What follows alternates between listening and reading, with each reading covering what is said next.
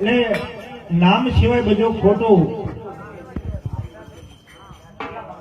જો કે આ ગામમાં ઘણા પ્રોગ્રામ આપ્યા છે, પણ એમાં મને એવો આનંદ થાય કે બગદાણાથી રાઘવ બાપુ ને જે અવધપુરી અયોધ્યા જાય અને વલ્લભીપુર જતો હતો, હું મને હામાં ગોપાલ ભગત નહીં તે કે રામદરબાર હારો કરે ત્યાં બાપુએ કીધું કે કરી નાખો મુદ્રામાં રામદરબાર.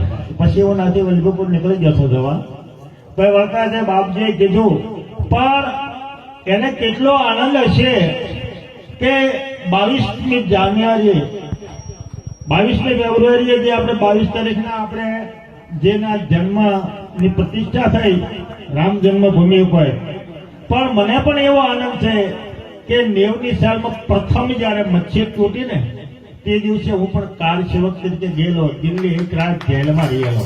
રામના નામ ઉપર બાપજી એક દિવસ આથી અયોધ્યા જે કાર સેવામાં જતા અમને દિલ્હી પૂરી દીધા હતા જેલમાં, અને તે જે મસ્જિદ તૂટી પહેલી વખત 90ની સાલમાં, આજથી 34 વર્ષ પહેલા એ સપનું સાકાર 22 તારીખે થયું. એનો પણ મને આનંદ છે. અને થોડુંક બાપજીમાં મને કીધું કે આવજો, કે તો સારું કહેવાય છે સકમ પરથી આવ્યો છે. હવે રામ દરબાર આગળ લઈ જઈએ અને મારી મચ્છી પ્રમાણે બોલી થોડુંક ધ્યાન આપજો બાપજી, કારણ કે અજાણ્યા ન પડે.